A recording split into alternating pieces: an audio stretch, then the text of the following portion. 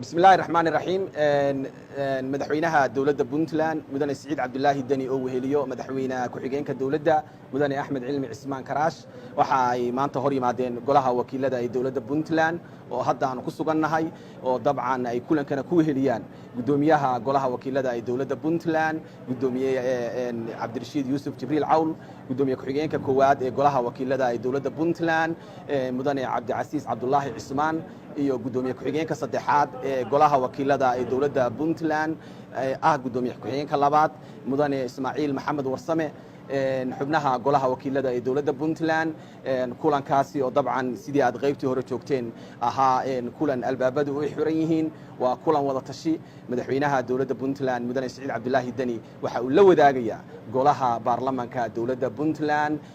warbixin ku saabsan safarkiisii Muqdisho shirarkii uu ka qayb galay xaaladda uu dalku marayo iyo marxaladda uu dalku wajahay waxa uu kulanku yahay kulan wada tashi ah kulan kala warqaadasho ah kulan tala wadaag ah oo dabcan warbixinta kadibna ay xildhibaanadu madaxweynaha weydiiyeen su'aalo wada tashi iyo soo jeedin iyo aragtiyo kala duwan oo dhammaanba ku saabsan xaaladda guud ee uu dalku marayo dabcan tani waxay qayb ka tahay kulamadii uu madaxweynuhu waday tan iyo markii uu soo laabtay waxaad ogtihiin inuu xubnaha golaha wasiirada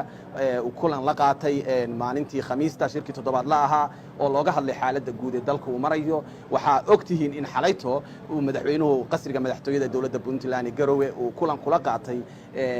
mas'uuliyiin hore oo xilal ka soo qabtay Puntland siyaasiyiin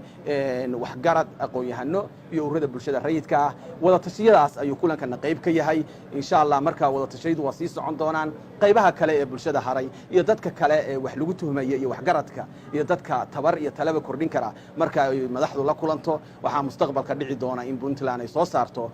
mowqifkeeda ku aadan muddo kororsiga aan sharciga ahayn uu samaystay madaxweynihii dawladda federaalka Soomaaliya Maxamed Cabdulaahi Farmaajo taasi oo Puntland mowqifkeeda kama dambaysta ay maalmaha soo socda ay ka soo saari doonto aad iyo aad baan idigu mahad celinayna doorkiina muhiimka ah